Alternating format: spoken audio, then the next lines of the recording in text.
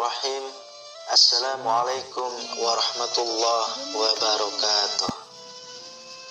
Innal hamdalillah nahmaduhu wa nasta'inuhu wa nastaghfiruh wa na'udzu billahi min shururi anfusina wa sayyiati a'malina.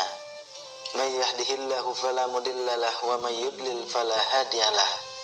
Asyhadu an la ilaha illallah wa asyhadu anna Muhammadan abduhu wa rasuluh. Allahumma salli wa sallim ala sayyidina Muhammadin wa ala alihi wa ashabihi wa man tabi'ahum bi ihsanin ila yaumiddin. Syukur alhamdulillah kita bisa berjumpa lagi di channel ini.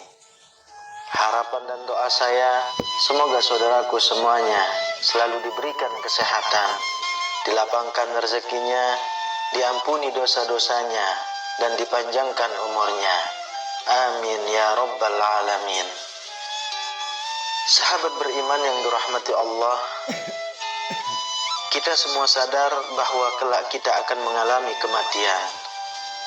Sisa hidup yang kita jalani sekarang ini hanyalah menunggu waktu, menunggu giliran nyawa kita akan dicabut oleh malaikat maut. Dan dari sinilah kehidupan yang sesungguhnya baru dimulai. Saat manusia meninggal, maka akan terputus semua amalannya kecuali 3 perkara, yakni sedekah jariah, ilmu yang bermanfaat, dan anak soleh yang mendoakan. Hal ini sebagaimana yang pernah diriwayatkan oleh Abu Hurairah radhiyallahu anhu bahwa Rasulullah shallallahu alaihi wasallam bersabda, apabila manusia meninggal, amalnya akan terputus kecuali 3 hal: sedekah jariah, ilmu yang bermanfaat, dan anak soleh yang mendoakannya.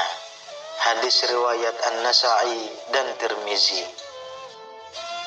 Sebagai seorang muslim yang sadar akan pentingnya bekal amal di hari kiamat, tentu akan sangat berharap amal yang pernah dikerjakannya semasa hidup bisa menghantarkannya menuju surga yang telah Allah sediakan. Tapi sebelum itu, perlu kita ketahui terlebih dahulu tentang amal jariah. Amal jariah adalah amal yang akan terus mengalir meski si pengamalnya telah meninggal dunia. Amal tersebut bisa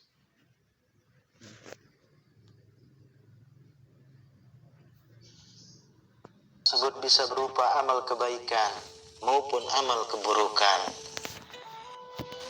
Ketika semasa hidup kita gemar melakukan sedekah jariah, maka pahala sedekah tersebut akan terus mengalir sekalipun kita telah meninggal dunia. Kita akan terus mendapatkan kucuran pahala selama harta atau tenaga yang kita sedekahkan masih dimanfaatkan atau membawa manfaat bagi kaum muslimin lainnya. Begitu juga dengan amal keburukan yang pernah kita kerjakan semasa hidup di dunia. Kita pun akan terus mendapatkan kucuran dosa meskipun kita telah meninggal dunia. Betapa menyedihkannya nasib seorang mukmin yang telah meninggal namun terjerumus ke dalam dosa jariah.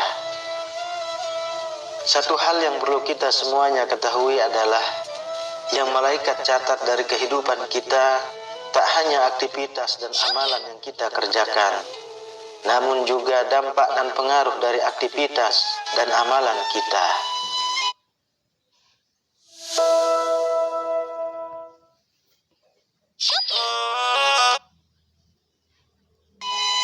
Dalam Quran Surah Yasin ayat 12, Allah Subhanahu wa Ta'ala sudah berfirman, sesungguhnya kami menghidupkan orang-orang mati dan kami menuliskan apa yang telah mereka kerjakan dan berkas-berkas yang mereka tinggalkan, dan segala sesuatu kami kumpulkan dalam kitab induk yang nyata, Lauh Mahfuz.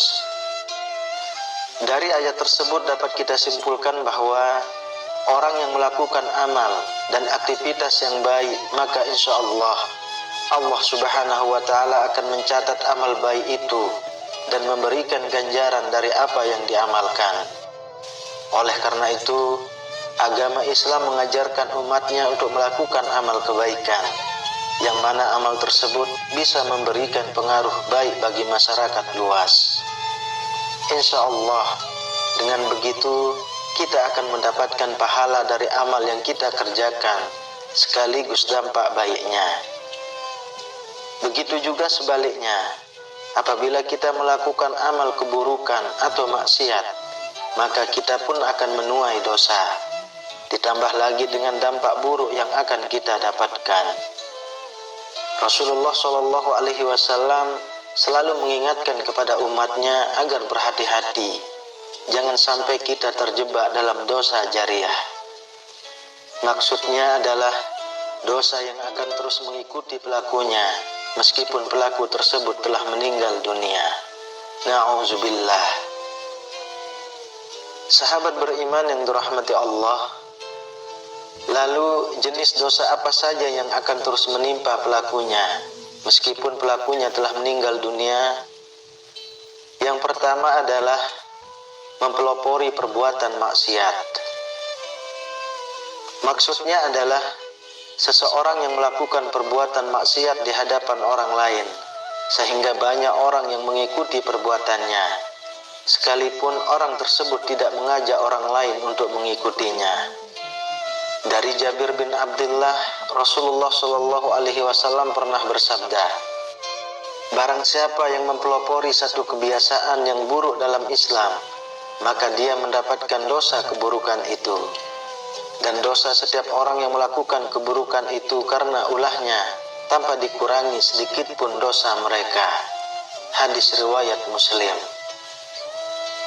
Dari hadis tersebut dapat kita simpulkan bahwa meski orang yang menjadi pelopor kemaksiatan tersebut tidak mengajak lingkungan di sekitarnya untuk melakukan hal yang sama, akan tetapi dengan perbuatan yang dikerjakannya tersebut memotivasi orang lain untuk melakukan seperti yang dikerjakan. Oleh karena itu, anak Adam yang pertama kali membunuh, maka dia akan dilimpahi tanggung jawab atas semua kasus pembunuhan karena kezaliman di alam ini. Rasulullah Shallallahu Alaihi Wasallam pernah bersabda, tidak ada satu jiwa yang terbunuh secara zalim, melainkan anak Adam yang pertama kali membunuh akan mendapatkan dosa karena pertumpahan darah itu. Hadis riwayat Bukhari dan Muslim. Jika kita mengkaji lebih dalam dari hadis tersebut, maka kita bisa ambil contoh mudahnya seperti ini. Mungkin kita pernah melihat seorang wanita yang mengenakan celana pendek di hadapan publik. Saat ada wanita lain melihat hal tersebut, maka ia pun menirunya, sehingga menjadi ramai dan tidak merasa risih lagi para wanita memakai celana pendek di hadapan publik. Padahal kita semua tahu celana pendek hanya boleh digunakan ketika berada di rumah saja. Mungkin benar wanita yang pertama kali memakai celana pendek tersebut tidak mengajak orang lain secara terang-terangan. Namun mengingat wanita tersebut menjadi pelopornya, kemudian banyak yang meniru, maka ia pun mendapatkan kucuran dosa dari semua yang menirunya tanpa dikurangi sedikit pun. Sekalipun pelopor wanita yang mengenakan celana pendek tersebut sudah meninggal dunia. Yang kedua, mengajak melakukan kesesatan dan maksiat. Seorang yang menyeru atau mengajak pada perbuatan dosa, maka akan mendapatkan pula dosa dari para pengikutnya. Hal ini telah dijelaskan oleh Allah Subhanahu wa Ta'ala yang tertuang dalam Quran surah An-Nahl ayat 25. Mereka akan memikul dosa-dosanya dengan penuh pada hari kiamat. Dan berikut dosa-dosa orang yang mereka sesatkan yang tidak mengetahui sedikit pun bahwa mereka disesatkan. Adapun orang-orang yang termasuk dalam dosa ini adalah para dai yang menyeru kepada kemaksiatan ataupun tokoh paranormal yang mengajak kepada kesyirikan. Orang-orang inilah yang akan terus mendapat aliran dosa sekalipun telah meninggal dunia. Termasuk juga dalam hal ini adalah orang yang menyuruh orang lain berbuat dosa meski ia sendiri tidak melakukannya. Akan tetapi orang tersebut mendapatkan dosa dari orang lain yang melakukan apa yang diperintahkannya. Sepanjang masih ada manusia yang mengikutinya, menjalankan apa yang diperintahnya, selama itu pula orang tersebut akan turut mendapatkan limpahan dosa, sekalipun jasad sudah terkubur dalam tanah. Lalu, apa yang harus kita lakukan jika ingin lepas dari dosa jariah? Sahabat beriman yang dirahmati Allah, tidak ada cara lain selain segera bertaubat dengan sebenar-benarnya taubat kepada Allah. Dan jika dari perbuatan tersebut ada yang berupa materi, segeralah untuk membersihkan semuanya dengan cara beramal atau memberikan kepada panti asuhan. Yang terpenting adalah niatkan semua itu karena Allah. Atau jika kita semuanya masih ragu, bisa mendatangi para ulama-ulama besar. Mintalah saran dari para habaib, lalu setelah itu berhentilah dan bertaubatlah. Karena kita semua tahu Allah adalah satu-satunya zat yang maha penerima taubat dari hambanya. Semoga Allah subhanahu wa ta'ala menghindarkan kita semua dari dosa jariah yang menghinakan. Amin ya rabbal alamin. Wallahu a'lam bissawab. Demikian yang bisa saya bagikan. Semoga bermanfaat untuk kita semua. Assalamualaikum warahmatullahi wabarakatuh.